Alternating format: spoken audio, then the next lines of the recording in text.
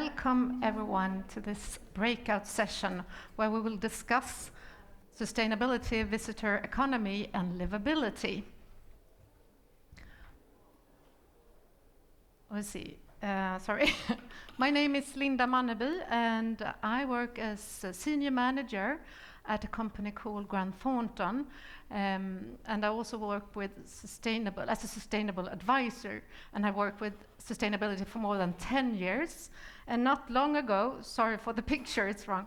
Not long ago, I worked for Visit Sweden in Stockholm, and I had the honor to work together with GSTC, with Roy and the team, to organize and plan the congress that was held in Stockholm this spring.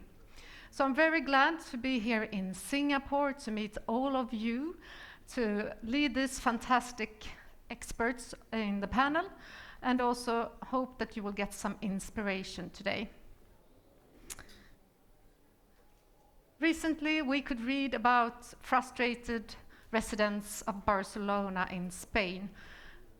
Thousands of people demonstrated in the streets of the city against the tourist economic model and the over-tourism. And the residents are not just against tourism itself, they are against the bad managing or uncontrolled way of manage tourism. But however, it's a challenge for destination to grow on a long-term perspective in a sustainable way where people and nature are not harmed. However, there are destinations that succeed in this to get livability for both residents and tourists, to keep the long-term perspective. And in Sweden, I'm glad to say that we have several regions, destinations, and places where actually that they work with sustainability, and tourism is a key role in that, and play a key role in that way of actually getting a long-term growth and development. And a good example of that is actually the northern of Sweden. It used to be depopulated and really low of tourism, and now it's really a growing, and a lot of development is actually happening there, and tourism is a key role in that area. One example is Skellefteå, which is a city or a destination in the north of Sweden. They have an ambitious plan and a strategy how to build a place where actually that are really lovely to both live in, but also to visit and to work. And in order to do that, they involve everyone in the community. They involve residents and also the tourists. Another good example of this from Sweden is Järvsö. It's a destination only 4 hours from Sweden where you can go skiing and enjoy nature. They have worked with sustainability for a really long time, and they are actually one of the first destinations in the Nordic region that is GSTC certified. And the interesting with Järvsö is that they work with tourism as a key tool for actually growing the region. And just 3 weeks ago, they held a workshop for 3 days with people from business, from schools. It was also residents, of course, and tourists. And the main purpose of the workshop was to discuss and commit to a desirable future of Järvsö. So really good example. And now we will listen to more perspective, an excellent example from our panel. And I hope that you will ask many questions in the Slido. And I'm honored here to present our first speaker today. It's actually our host country. And I'm honored to introduce you, Hong Ong from Singapore. I might be presenting the name wrong, but you worked at the Tourism Board of Singapore since 2024, and you lead a group of development of tourist industries and also infrastructure planning and management of key tourist assets. And she advocates for various strategies, implementation efforts to transform Singapore into a sustainable tourist destination. Welcome. Thank you. Thank you, Linda. Well, good afternoon. Welcome everyone to Singapore. So I'm very, very happy to be here to share about our experience in sustainable tourism development. Well, for those of you who are first time to Singapore, maybe just let me explain the context of this nation.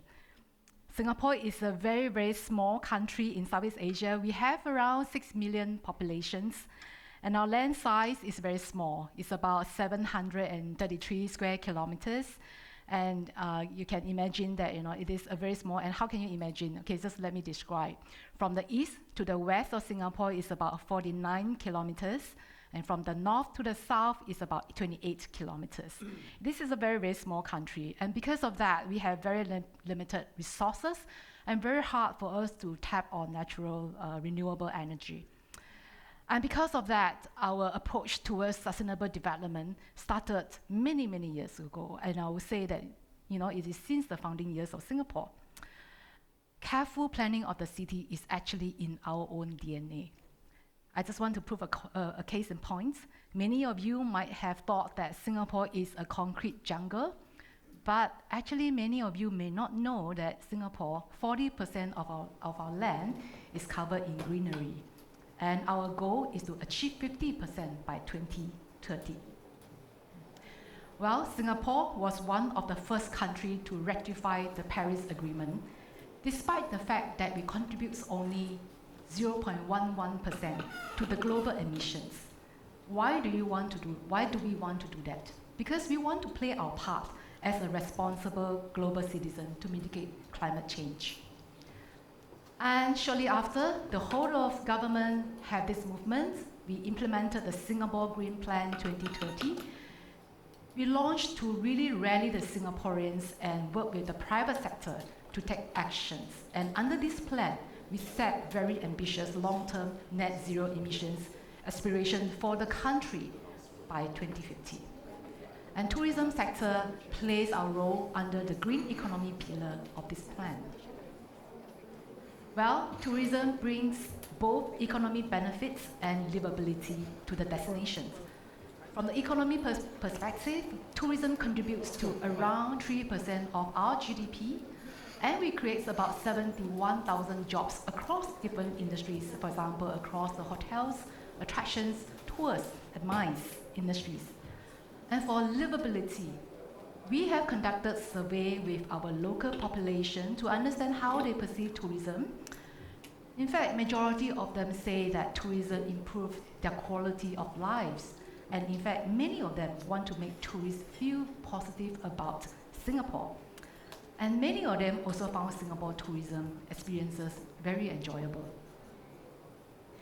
Well, our tourism strategy was put in place to really rally the industry to achieve ambitious goals for ourselves, for the destination. The first thing that we have put in place is the vision. Our vision is to make Singapore to be an urban city, a city in nature where large experiences come with very small footprint. And the next thing that we need to do is to work together with the industry to come up with strategies. And in short, there are two key pillars that we are working on. Number one is about sustainable urban destination through making the sustainability aspect of it fun to the visitors, and also develop the hardware and the software to enable this. And we also want to ensure sustainable experiences across different consumer touch points to the visitors. That's the first pillar. And the second pillar is to ensure that our tourism sector is sustainable as well. This is done through industry-specific strategies based on their needs, and also based on availability of technologies, and also based on upskilling the skill set of the tourism workforce, especially green skills. My minister have already given an update about where we are, but I thought that it's good for me to recap our targets we have set for ourselves and where we are today. For the attractions, this morning we announced the launch of this GSTC attractions criteria. We work very closely with GSTC to work together on this. This is just one example of how collaboration actually makes things happen. Next year, first quarter, we will launch Attractions Sustainability Roadmap. We will work together with the Association of Singapore Attractions to do that. This is yet another example of collaboration. From the hospitality sector, we are on target to achieve our ambitions, and we set forth very ambitious targets for ourselves. In Singapore, we have 71,000 rooms. Our target is that 60% of these room stock to achieve internationally recognized certifications by 2025. And today, we have already achieved 38% of our targets. For MICE, we also have announced about the launch of the MICE Sustainability Playbook this morning. That is yet another initiative that we put in place to support our industry to decarbonize the venue. That is on top of the GSTC MICE criteria that we have launched early this year.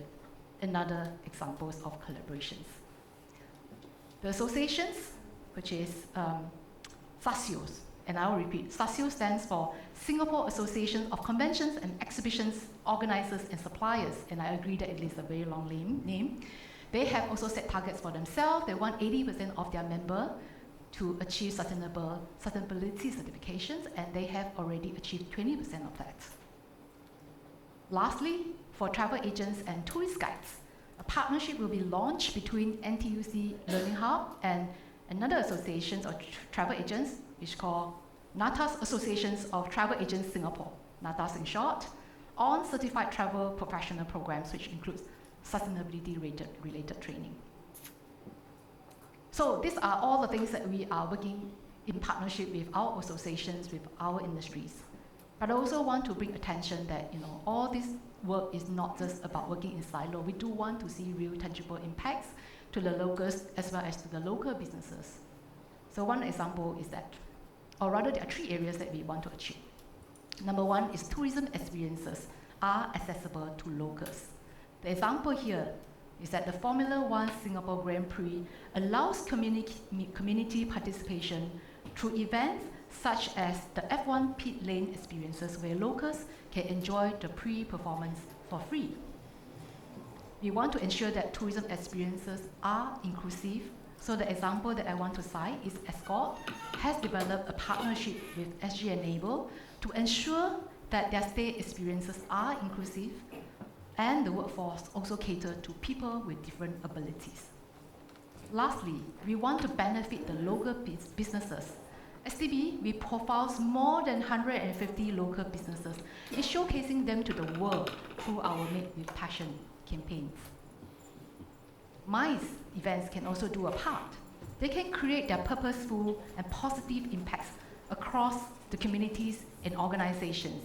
Early this year, STB launched a legacy toolkit to really support the MICE organizers to really create a legacy of their own to a destination where they bring their events to.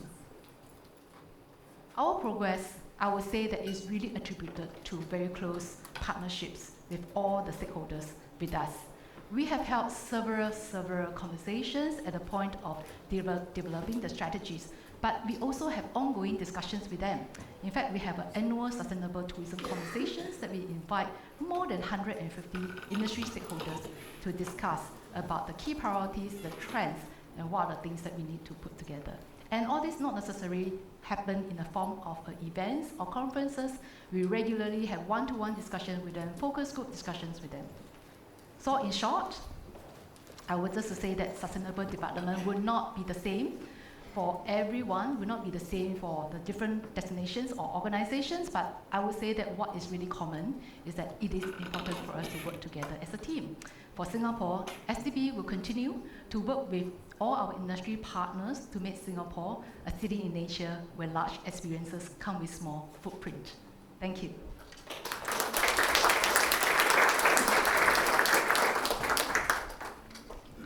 Thank you very much.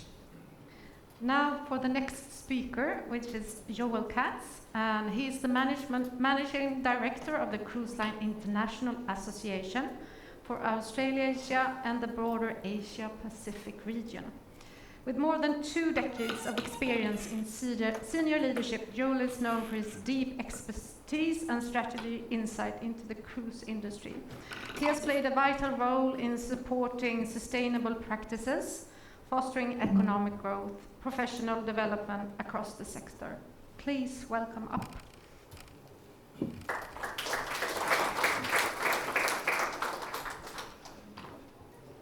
Thank you, Linda, and thank you for the opportunity to be part of this panel and represent the global cruise industry. I know we, CLIA, my colleagues in Europe and the Med work closely with GSTC on various projects, and we're looking forward to enhancing that work in this region. I'm going to just take a few minutes to highlight some of those key initiatives from our sector that aim to enhance tourism's positive impact on communities, economies, and of course the environment. And these are often collaborative efforts with local stakeholders which prioritize community well-being and environmental stewardship. And it's really through these partnerships that cruise lines are striving to balance tourism growth with preserving the character and the quality of the destinations that our ships visit. As Linda mentioned earlier, growing destinations often face challenges in leveraging tourism for economic benefits without compromising the livability of those destinations for its residents. So addressing those challenges really requires us to focus on a number of areas. The financial sustainability, so ensuring that cruise tourism, the revenues from cruise tourism really benefits the local community. Resource management, ensuring that we're protecting the natural and the cultural resources from overuse. And of course, community involvement, making sure that residents have a voice in the planning of that cruise tourism. And cruise lines have really recognized these challenges and are actively working to partner with communities, with local governments, with businesses to create plans that really allow the presence of those ships in those communities to enrich them rather than to disrupt them. And a critical part of that, obviously, is that engagement with the communities directly. So let's just sort of, I suppose, explore that in a little bit more detail to understand why that's so essential. Cruise tourism represents less than 1% of maritime and less than 2% of global tourism. So this year, and I know this is sort of something which always surprises people, this year at our peak as an industry, we will only carry around 34 million guests globally. That's 34 million guests out of 2 billion international tourists. But nevertheless, the reality is we have those big, white, sexy ships that sit in the middle, very often right in the middle of your cities, and are very, very visible. And therefore, that community engagement is so essential and is so fundamental to ensuring that we can take the community along on that journey. And when communities are engaged in the planning, they understand the benefits that cruise tourism can deliver to those communities. They understand the sustainability initiatives that the cruise lines are pursuing, and they can see that cruise tourism is a shared benefit rather than an imposition on those communities. And that's why that partnership approach is so critical with the community leaders, with the businesses, with the residents, to create those tourism plans that reflect the community's needs and of course their values, which is so critical. A good example, of course, is Alaska. Cruise lines have been operating in Alaska for many, many years and have a long tradition of collaborating with local policymakers to manage visitor flows, protect the natural landscapes, and of course support the economic opportunities for those communities. Just recently, as I mentioned, Kotar in Montenegro, GSTC, the cruise lines, the local municipality, and the local port have just conducted a destination assessment. And this really included extensive consultations with the local stakeholders to help that destination identify what their priorities are for sustainable growth. And it's really this foundation, or this collaboration, that sets the foundation for a sustainable action plan that then respects Kotar's UNESCO World Heritage status, aligns with guiding principles, and of course creates a model that supports both the visitors and the locals. To demonstrate these values, CLIA has, in fact, just in the last week, released our guiding principles for responsible cruise tourism. And these cover a number of areas. Of course, community collaboration to ensure that tourism aligns with local goals, economic contribution to ensure that we're strengthening local businesses and the broader community, quality of life and cultural respect to protect residents' lifestyles and preserve that cultural heritage, governance and of course transparency to build trust and ensure that there is open communication with stakeholders, the health and safety of the communities that protects the visitors, the crew and of course the local residents, and then environmental sustainability to ensure that we're reducing the ecological footprint that tourism is bringing to that destination. And it's really these principles that are already guiding our member cruise lines as they form partnerships with communities like Qatar, like Juneau in Alaska, to help create those tourism opportunities that enhance the communities rather than put strain on them. Ultimately, the goal is that we want the communities to be better off for the ships having visited them than if they hadn't. One of the most impactful ways that cruise lines can apply these principles is really by understanding the unique needs of each destination. And this then allows the cruise line to tailor their operations to that community's capacity and their priorities, helping manage the visitor aspects and of course fostering those positive relationships. Another example is in Italy, where our cruise lines have signed voluntary agreements in several ports, including Genoa, Venice, La Spezia. In France, the cruise lines are engaged with the government to reach an agreement that would be a first-time agreement and would include all the French ports in the Mediterranean.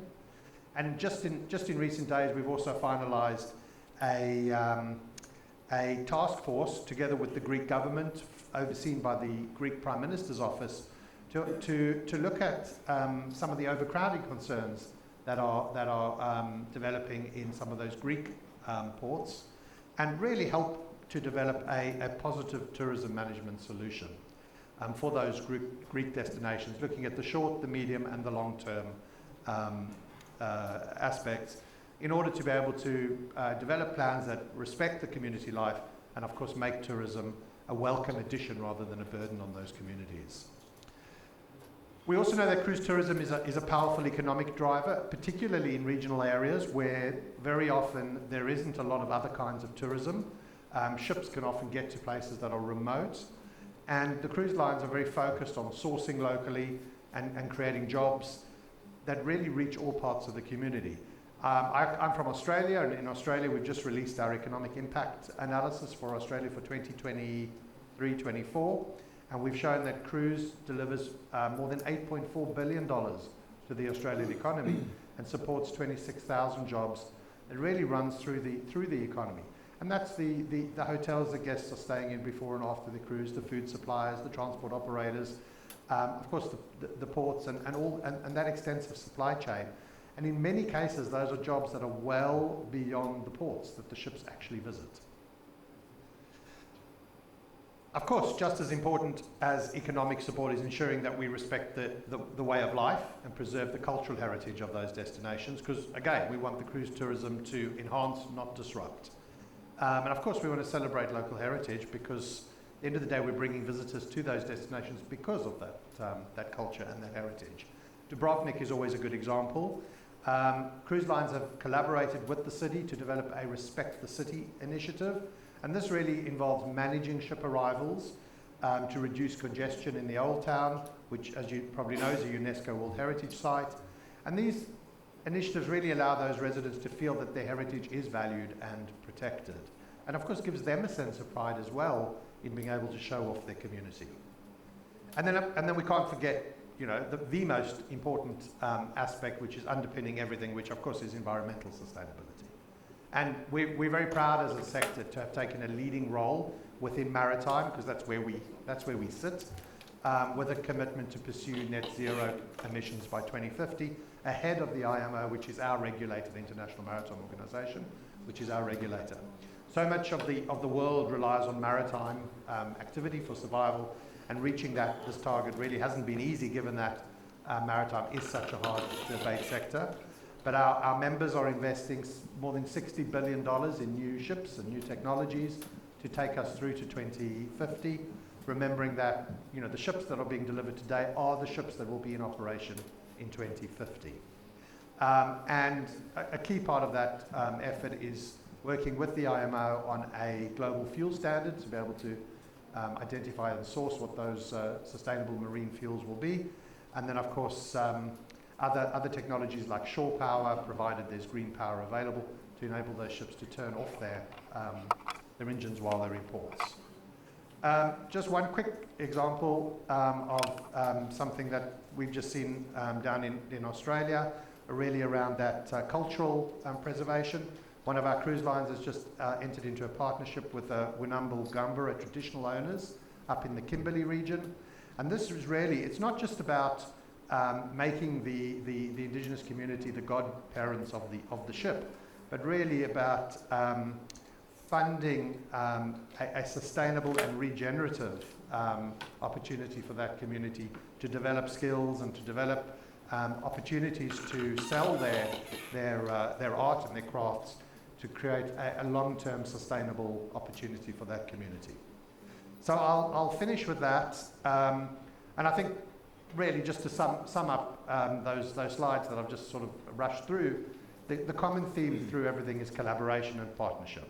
Time and time again, we've shown that the communities that thrive and really do well from cruise tourism are those communities where there's a close partnership and a close collaboration between the community and the industry. Thank you. Sorry, I was a bit of that. Thank you. Thank you very much. So the next speaker will be Kevin. He joined the Malta Tourism Authority in 2001.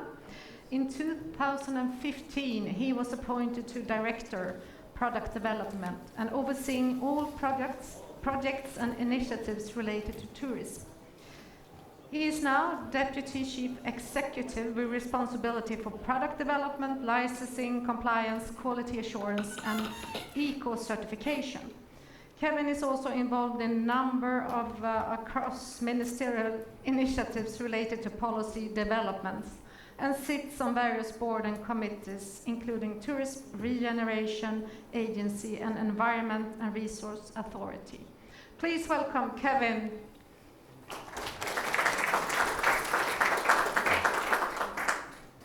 Good afternoon.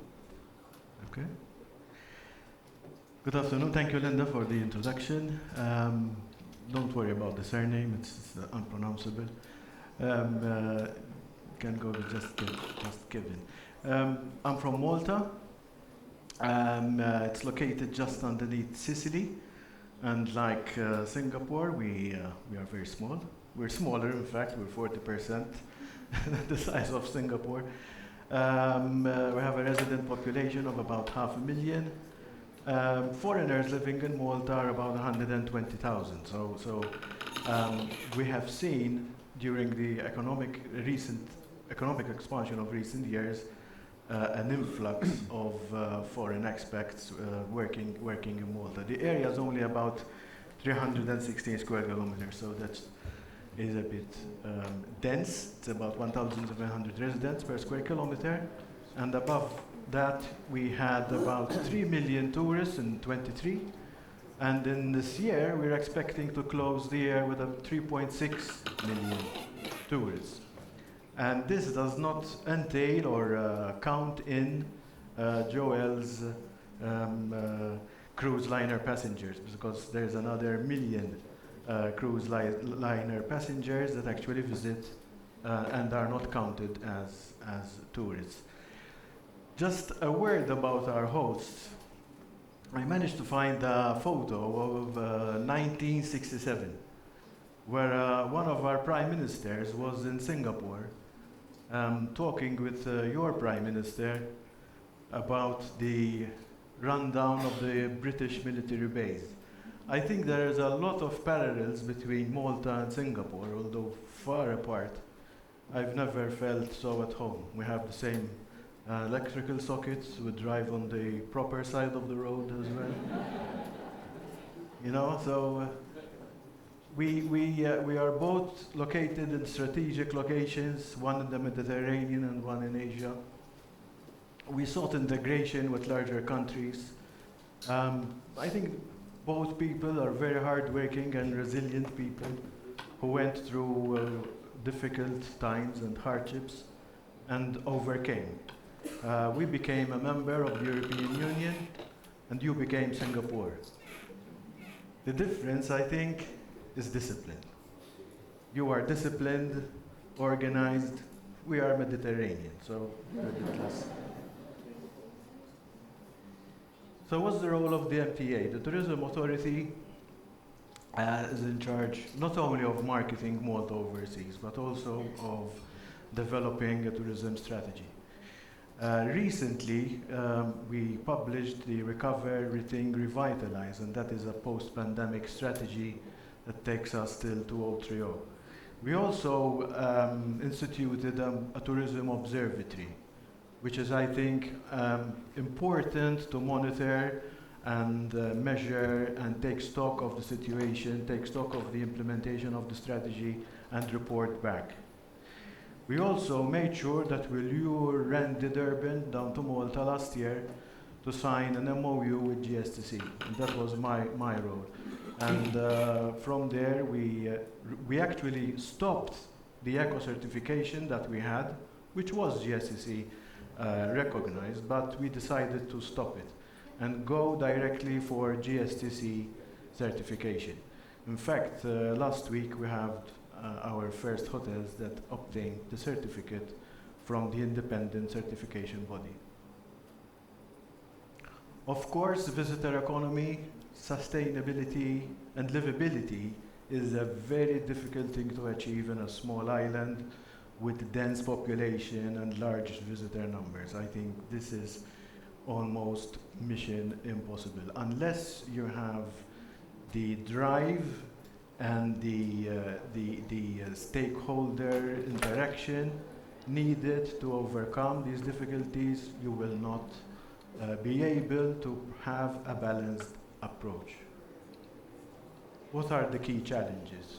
Over-tourism is very much used, as Linda was saying, and the protests in Barcelona, and cruise liners take a hit. And over-tourism is a word that is being used too much lately, and therefore we have to be very, very, very, very careful of how to manage the industry. We have to take into account crowding, congestion, environmental impact, housing affordability because of the rental properties, short-term rentals, and the stress on the infrastructure, the traffic, water, waste collection, waste separation, waste recycling, and energy. These are all issues that are very much in discussion. We carry out, like Singapore do, we carry out studies on consumer and residents' perceptions. This is this year's residents' perception, which is still positive. There's about 65% positive responses to tourism. In my personal opinion, it's because tourism income is dissipating down into each and every household, directly or indirectly. So there is still a positive outcome, and people are still proud of tourism in their country. A second project that will end this year is an AI-driven Smart Valletta project. As you can see, this is the port of Valletta. Valletta takes 90% of all visitors that come to Malta go to Valletta. 10% actually stay in a hotel in Valletta, and then there is an extra 1 million visitors in cruise liners dotted around the Grand Harbour.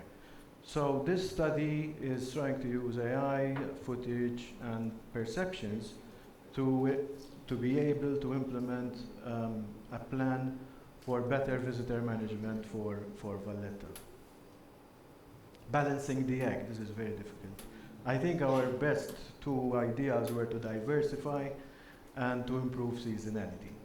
Diversification in segments is very important, Regulating accommodation is also very important because we are seeing an inundation of people wanting to invest in tourism. Notwithstanding the amount of beds we have 600 bed applications every month. And this is very difficult to stop and manage this wave of investment.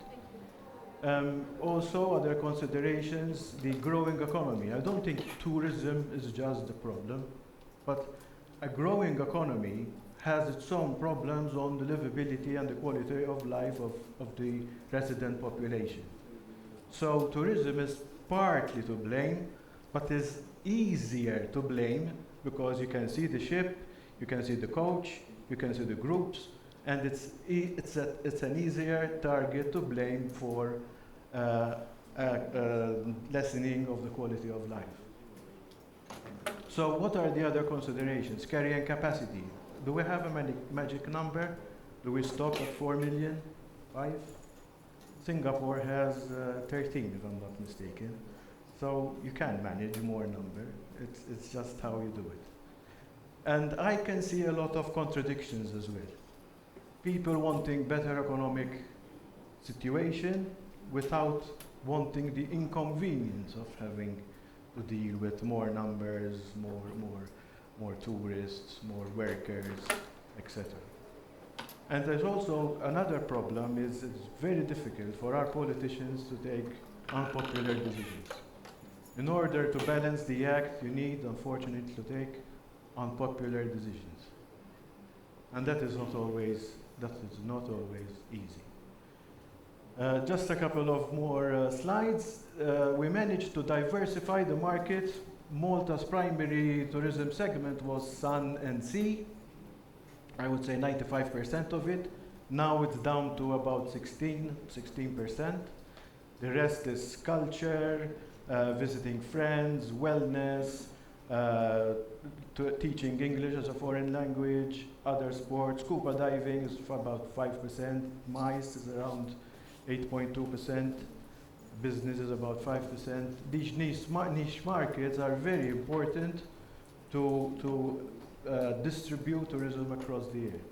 In fact, if we take a look from 2006 to 2023, the summer period has gone down from 37% of tourists visiting to about 30 to 33%. It takes a lot of time to shift these numbers because tourism is still predominantly a summer activity, but with targeted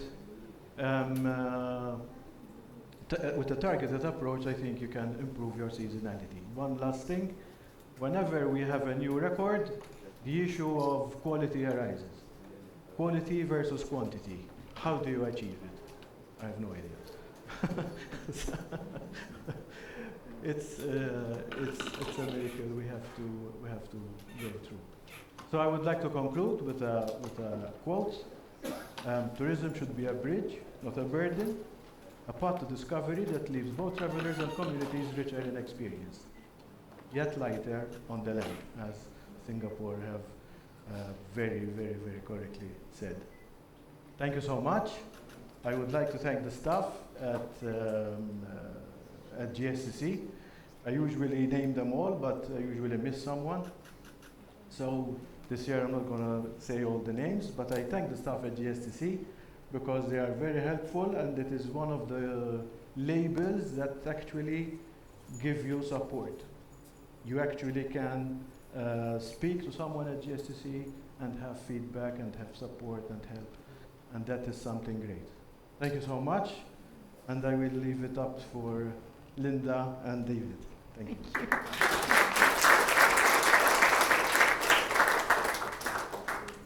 Thank you so much, Kevin. Our next speaker is David. He's an advisor and strategist facilitator with 2 decades of global experience in tourism and sustainability. He has worked with tourists, business and destination to improve governance, create strategies, improve operation, and build capacity to achieve better management outcomes. Welcome, David. Thank you. Tack så mycket. Linda. Thank you, everyone. Welcome. Pleasure to be here with you today. Tough acts to follow. A lot of really insightful examples here already. So I guess my goal for this last input is to sort of wrap a bit of a frame around all of this and talk about how we might make our destinations great places to live, work, play, and visit. Now, you'll notice I put visit last because we often talk about destinations and tourism almost separate to the local place that we're visiting. But if we think about the local residents and the place that we are bringing people to first and look after them first, and then see how we can integrate visitation into that often leads to better outcomes. So I think we can agree, and all my colleagues here have mentioned it as well, it's all about balance. But the big question is, what are we trying to balance? Right? Depending on which camp you sit in, whether you're in the industry, whether you're in the local community, whether you're coming from an NGO perspective and environmental perspective, you're going to have a slightly different take on what that balance looks like or is supposed to look like. So I'm one of the GSTC trainers. This is one of the models we use in the course, right?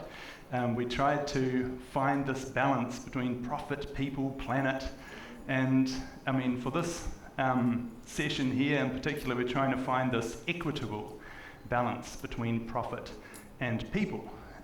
However, if we're talking about sustainability, that sits in the middle, right? So we need to look at it holistically. We need to make sure that we get everyone's voices and make sure that we find this balance. Now, depending on where you sit, depending on what your perspective is of the destination, you might have quite a different view of how these circles are arranged. And it doesn't necessarily mean that one is right or wrong, but even if the local stakeholders, the local communities perceive the balance to be something like this, they might think that we're taking the mickey, pun intended. Now, because depending on how you look at these different aspects, the economy, the environment, and the society, we will all have slightly different takes on how we believe this should be balanced or how it is currently balanced. If we look at the sort of regenerative tourism movement and a lot of systems thinking, it's more like this. The economy is a part of our society or our communities, and our communities operate within an environment. So they're nested systems. There's not that one point of overlap, but one system exists within the other. So if we take this kind of approach, it makes us realize that anything that we do within the economy will have impacts on our communities, will have impacts on the environment, and we need to constantly balance this because there isn't a state where everything is currently fixed, so to speak, right? It's constantly moving, it's constantly evolving, and we each perceive this balance slightly differently. Now, let's go back to COVID years. Sorry, I'm going to take you there. So I was tasked with writing a sustainability plan and a destination management plan for a region in New Zealand. This was 2021-22, right? New Zealand's borders were closed. There was no visitors coming in. There was only domestic visitation. So I went into these destinations and I asked them, well, okay, if we look at the 4 pillars based on the sort of GSTC framework, what was good economically, socially, culturally, and environmentally, and what was bad in your destination before COVID? Because we talked a lot about we want to recover. But what do we want to recover? We didn't want to recover all the problems that we had. So we actually went back a step and looked at, well, what was tourism like before COVID came? And then we did the same exercise about, well, what is it like now that the borders are closed? And my assumption when I went into this exercise was that before everything was great, right now everything is terrible. So these are actual workshop outcomes from some of these sessions. Red are challenges, green are good points.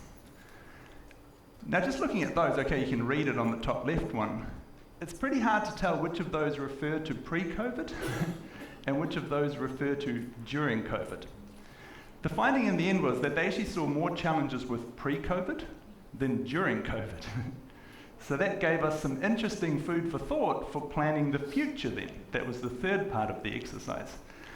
So basically, those two are during COVID, and the other three are from the past. And if you look at the two COVID one, the top left-hand corner is the economy. So during COVID, there was challenges with the economy. But there was also challenges with the economy beforehand. That there was no downtime, it was too busy, they were overrun, they couldn't find enough staff, right? So the challenges changed, but there was always challenges. So the balance just sort of evolved over time. And this is from across 4 destinations in the same region. In the past, they thought that the economy was doing pretty well, 4 out of 5, and culture was all right, 3.5, but the environment and society were really quite down in their ratings. Where the orange one, which was during COVID, the present, they thought the environment was great, nature was coming back, right? They saw more wildlife, they could be closer to nature. Socially, the community moved closer together because there wasn't so many visitors. There was actually room for them to interact. And then grey was where they wanted to be, which was a combination of the two. So depending on the situation, this is the same community. They wanted very different things depending on what sort of time frame they were looking at. So looking forward then, we often think of tourism as a system. Right? We took as a machinery where we can tweak something and it will change. So some of you have talked about capacity, right? A simple graph, time along the bottom, demand for a destination or a service, top to bottom. Demand curve, this can be over a day, this can be over a week, this can be over a year, right? We're going to have peaks and troughs. We're going to have ups and downs. And we can generally agree that there's some sort of maximum capacity. If you're a business, you've only got a certain number of tables. A restaurant, for example. If you're a hotel, you've only got a certain number of beds, then it's finished. Now, we know, though, that optimal capacity is not maximum capacity. One of you said it before, you know, as we reach capacity, service quality declines. We can't offer the same great experience to our visitors as we approach capacity. So we've got this band here of optimal capacity, which businesses aim for, and I guess destinations should as well. Down the bottom there's low utilisation. There might be something we can do about that, but we also need downtime in order to do our maintenance, do our staff training, give people holidays, etc. The big question is, who decides what the optimal capacity is for a destination? Right? Is there a magical number? Yes or no? Basically, over-tourism, and one definition that I heard that really stuck with me was, over-tourism is when the local community thinks that tourism takes more than it gives. Now, that's quite subjective, but that's what we're managing, right? Because over-tourism will never be all the time in all places. It will be in certain parts of a destination at certain times of the day, week, month, or year, right? And it might even be certain types of visitors that are more noticeable that people react to in one way or another. So basically, this is something that we need to deal with as a destination. We might need to go to different measurement. Rather than looking at straight arrivals, we might look at yield if we can get the data, but unfortunately we don't have some of this data.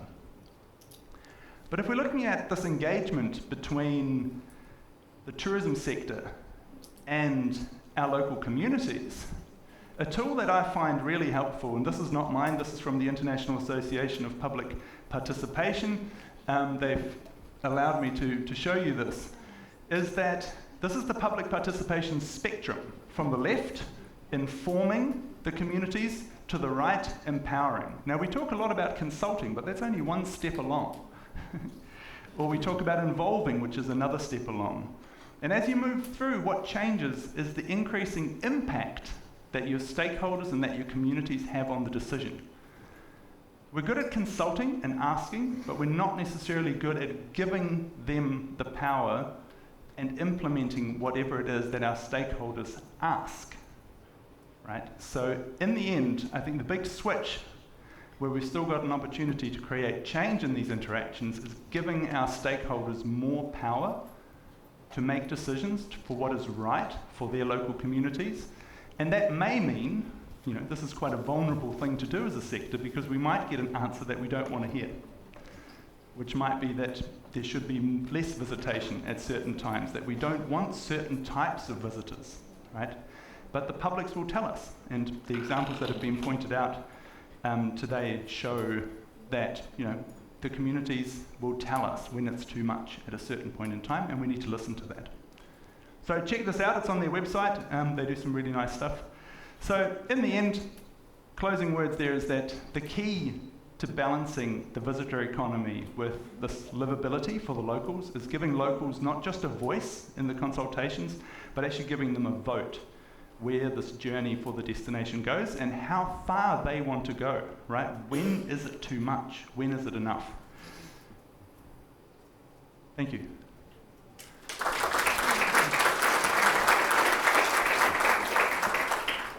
And just one more thing, because before we get into our panel discussion here, we have a Slido question for you. So hopefully you're logged into your Slido tool already. This is a word cloud. The question is, people in the room, you're all experts in one area or another. What do you think are the key challenges that you see in balancing the visitor economy and livability better in the future? What are the main challenges that you see? And maybe we can discuss here in the panel how we might do that. Thanks. Thank you, David.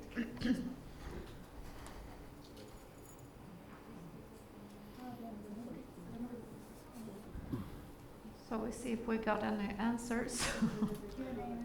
Yeah, if we can leave that up for a second while people type. Yeah. Thank you.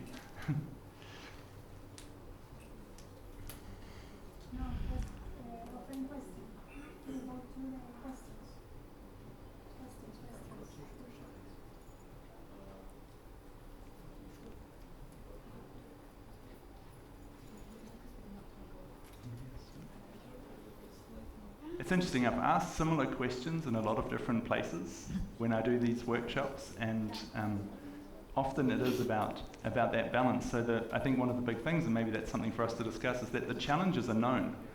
We know what some of the challenges are, and we need to work together to try and find solutions. Yes. Okay, let's start. Do you have any comments on the results from the Slido in the panel? Can we see it again? Maybe not.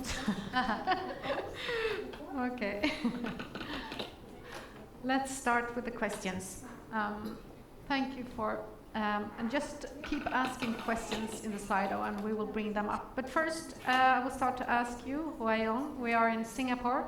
It's a fast development and speed of urbanization. So how do you secure and provide that culture and heritage are preserved in Singapore? Well, I think this is really a very, very important question to answer, right? So just like we have heard from the panelists that, are we growing our economy at all costs, right? I think the answer is no. Sustainable development actually involves us thinking about different aspects. So this question is really relating to heritage and culture. So I can mention that in two aspects. One is really at the national level. At the country level, actually we do have legislative that were put in place to safeguard some of these monuments and buildings so that we really preserve as the country progress economically. And the second part is about how do we get, in my context, tourism companies to come on board as well to play a part.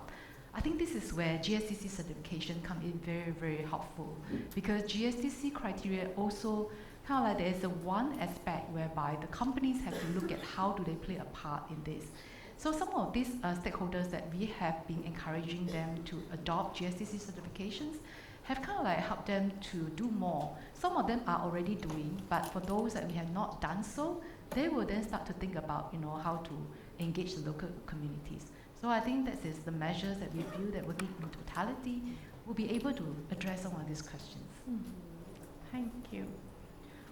And in Malta, how is the government looking at this, or the government looking at the sustainability and livability in terms of those questions we have discussed?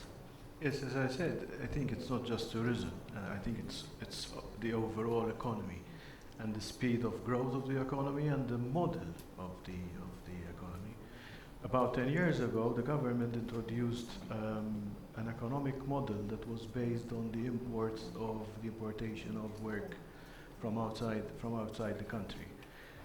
Unfortunately, today the local people are sending clear signs that this is perhaps not the right model. They want a slower growth.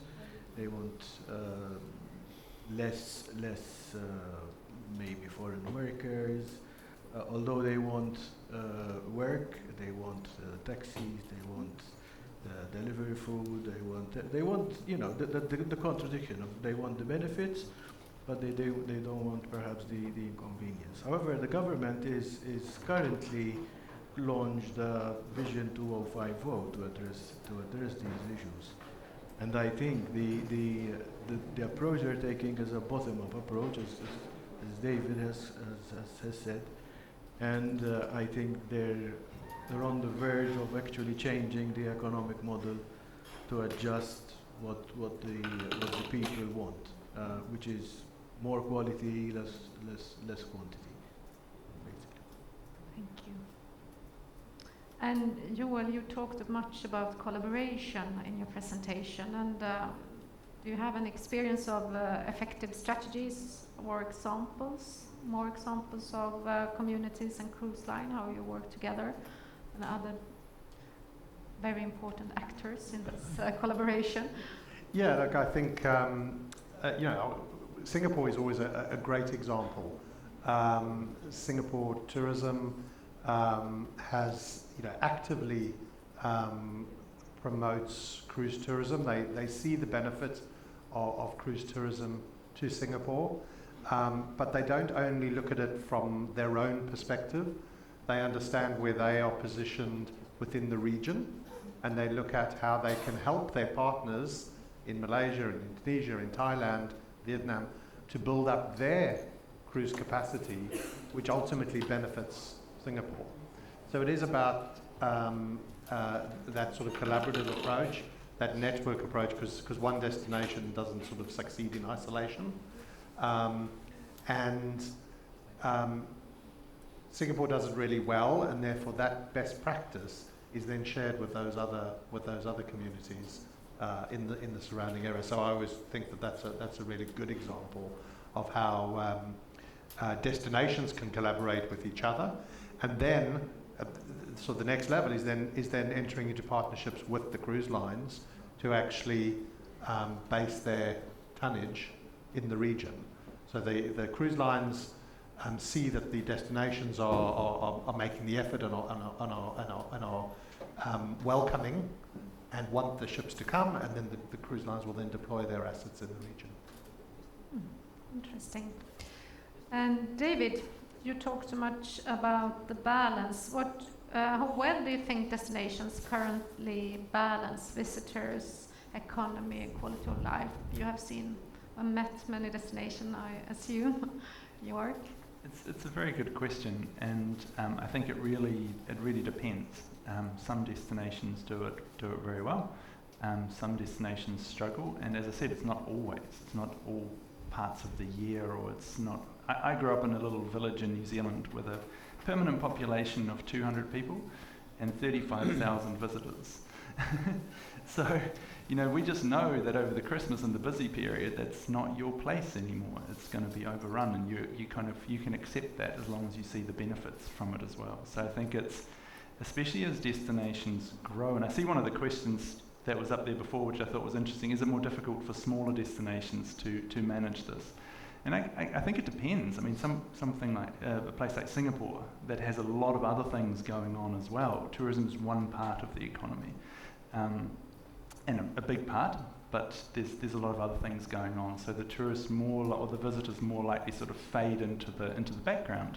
Whereas if you look at smaller places where then suddenly the visitors really overwhelm the place, some of the islands in the Pacific have a ratio of 10 visitors to 1 resident kind of thing. So you're getting up to some very, very large numbers, and then it becomes very, very noticeable. So I think the pressure will come from your local communities. They will tell you when it's not well balanced, either by demonstrating or in other ways, and then it's important to find that balance. So I think the destinations that do it well, to generalise, they involve the residents early in the planning so that it doesn't get too late and then they have to pull back, but you build it collaboratively and find it that way.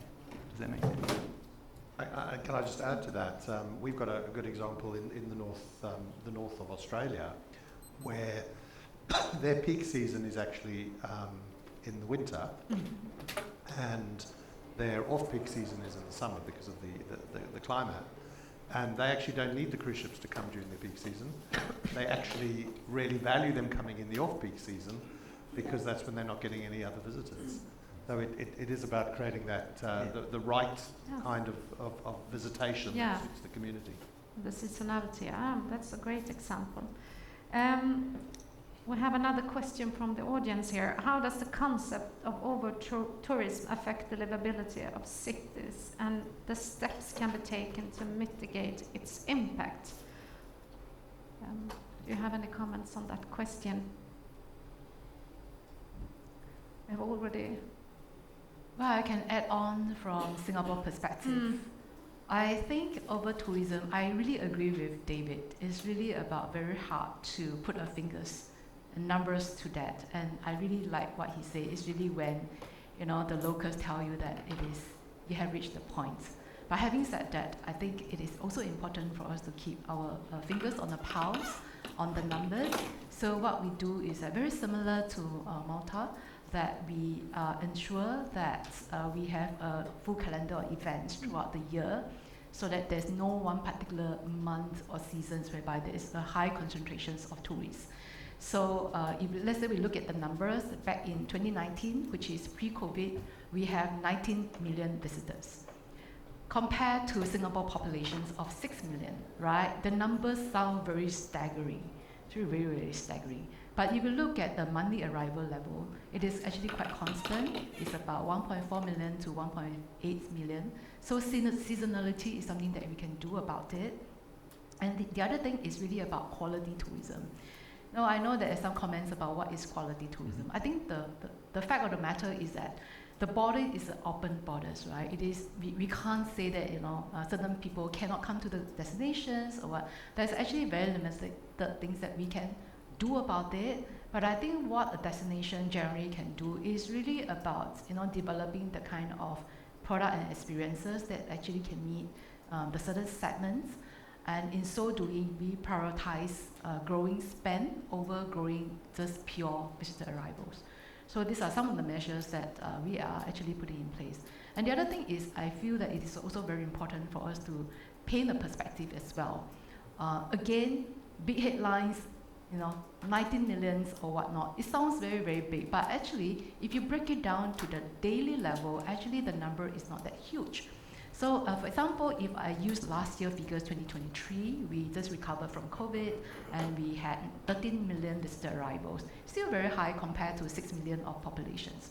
But their stay is not very long in Singapore. They stay about 3.8 days. And if you calculate that, it actually translates to 140,000 visitors per day. And that represented about 2.4% of the Singapore populations. So if you look into the numbers deeply, you actually, some of these words like over-tourism, it's just really a little bit kind of like, probably a little bit more need to be put into the context. Yeah. Can I just add one thing? Because I think Joel said some people are more vocal. So if you have a minority that's going out on the streets protesting and shouting and firing water pistols at tourists, they make headlines. But if you then study it scientifically, the results are somewhat different. So I think you have to take that into account as well. Yeah. But I think related to David's point, I truly believe what he said is really correct. There will be a point in time that the locals will really push back. So I think it's also very important that as a destination, we continue to monitor that. So we do have the perception survey that we try to monitor as well, try to get the sentiment about the locals' reactions towards tourism. So I think it is important that we always put in place this kind of survey so that we know, so that we have a sense check. Yeah. So, but there is no a good number, I would agree. Yeah. But it's not an excuse for us to not to do anything. Something else I wanted to say, because I saw a question. Quality does not always mean luxury. So I think a lot of people actually mistake it for, having luxury tourists or different type of things. It's not removing the students. It's not removing, because actually students come in winter and stay for longer. So it's just fine. So you mean it's that? not keeping out anyone. No.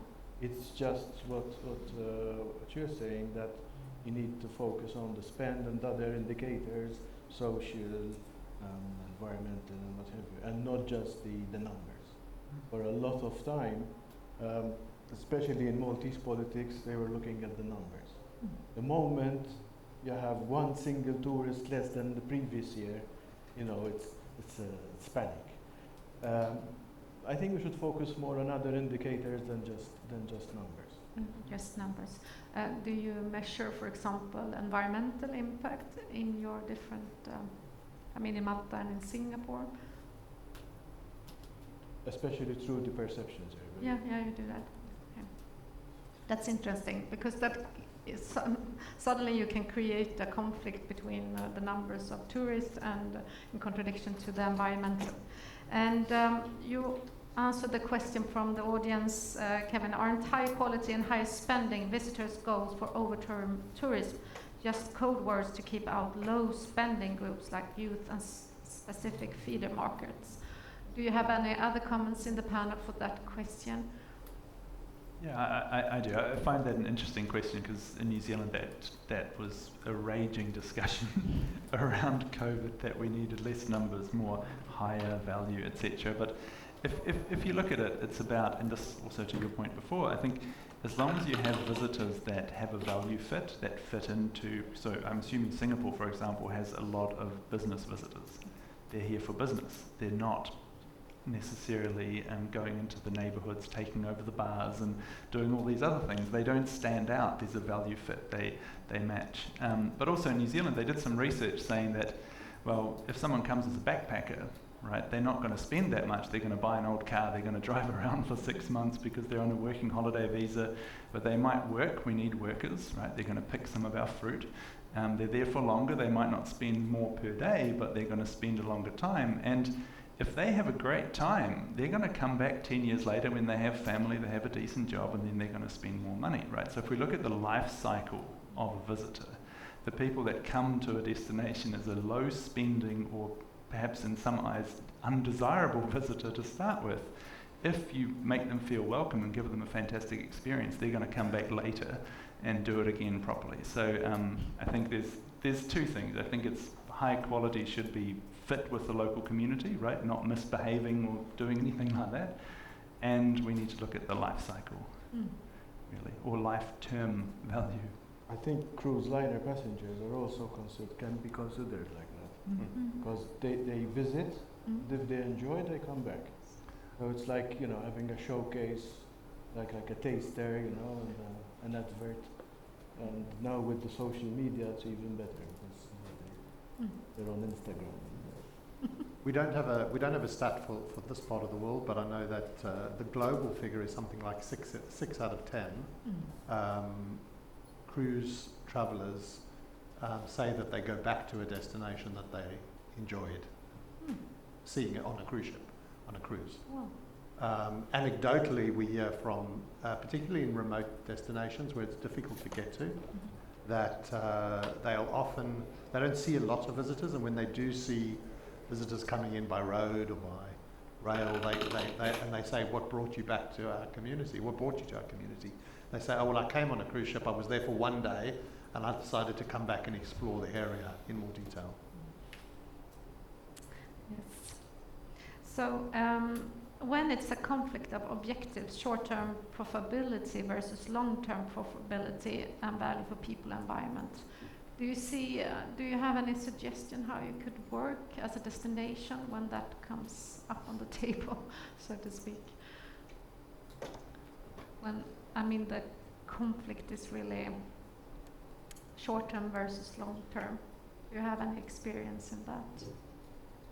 In terms of planning, you're saying? Yeah, planning or financial goals or whatever. the difficulty is the post-COVID recovery was very strange. So we first thought that the recovery is going to take much longer, years. When in effect we recovered in about two years. Yeah. And the increase from last year to this year was almost from 3 to 3.6. So that's not long-term planning, it's on the go. And what we realized is that you're not always in control, because if Mr. Leary of Ryanair decides to add I don't know how many flights to your country, and he's going to get 2 extra million tourists, there's nothing you can do about it because of free market, free airspace, and what have you. The same goes for accommodation. In all this, we were talking with David. In all of this, the word growth is still there, and we're still seeing applications for new hotels, which we probably don't need. But it's very difficult to stem the tide of development. So we're trying to find ways of actually changing standards and changing requirements and shifting policies in order to divert some of that investment to other parts of the economy or to other aspects of tourism. Because some people just wouldn't invest, for example, in attractions because they have a lower yield than accommodation. But you can't have everyone investing in accommodation and then not having your attractions. So it's a developing situation. Yeah. And hard to balance that, it sounds like. Well, maybe I can share from a Singapore perspective. So our strategy is really long-term because this is a journey, right? When we engage our industry stakeholders, they have their short-term profits to take care of, right? So the question is, how do we bridge the gap? So we have heard them. So we have put in place our sustainability strategies. So one of the pillars under that strategy is really about how to build their capabilities. And to build that, there are several aspects. So I think the easiest one to us is really education and awareness, right? And if let's say they are on board with us, that is only the first step. But if they want to take actions, that's where the rubber hits the road, right? That's when they need to implement solutions. And if they implement solutions, there are 2 challenges. Number 1 challenge is that, are there such solutions out there?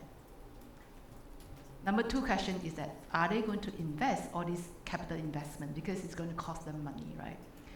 So we have heard them. So under our strategies, actually, we try to tackle these 2 challenges. The first challenge is about solutions. So in Singapore Tourism Board, we have something called accelerator programs, whereby we actually come up with problem statements, problems that need to be solved, but there's no solution out there. So we have done a global call out to all the tech companies out there and provide solutions to our Singapore companies. And SDB came in and provided some funding to the tech companies. So it's called accelerator programs. So these programs, once succeeded, the company can adopt the solutions. So that is how we actually help them to find solution. And the other problem statements is the cost is high, right? Some of these solutions, just give for example, if let's say some of these hotels want to change water distributions. In the past, they used to give out water bottles, right? It's not very sustainable. But what if they want to revamp, their piping system to actually have filtered waters in the hotels, for example? So it involves a lot of investment. So this is where government will come in and provide some kind of grant to defray some of these costs of adoptions. So similarly, like the example that I mentioned, those accelerated projects, right? And if they want to adopt into their hotels and they find it the cost is very high and inhibitive, and maybe not proven because it's very new solutions, that's where we also can come in and support and to see how we can kind of like defray some of these cost of investments. So this is how we try to bridge the gap between the long-term targets and aspirations that we want to achieve for the industry, and also, you know, their concerns, the here and now concerns, their financial needs and all this. Very interesting. And to sum up this, if you would, if we have destinations in the audience sitting and wonder, what's your recommendation? What's the starting point to actually get the long-term perspective and planning for where should they start? Do you have a recommendation for that? Wait, maybe a way you could start. Okay, I mean, learning from Singapore, I know that it is not the same for every countries and not the same for every organizations, but really based on our experience, I think very importantly is that we need to be very decisive. We need to really work together and set goals. And once we set the goal, it is also very important that we have a common vision. And once we are all aligned with the common visions, then really talk about then what is the pathway to achieving that. And then what are the problems, like, you know, those examples that I already cited, those are the problem statements. And if we don't put in place measures to address the problem statements, it will always remain as a strategies and vision, and we'll never get to achieve what we want to achieve. So I feel that, you know, it is a process. It is not easy to do that. We need to get a lot of people involved. We need to have a lot of buy-in. We need to go down to very details. We need to solutions with our industry stakeholders, and we need to be very serious about that. We make public commitments about our targets, right? So that is how we show commitment, that the resolve, the decisiveness. I think that will be what I would like to share with the audience today. Perfect. Good ending to this session. Thank you very much for your excellent speech. Thank you, audience. Thank you for this session.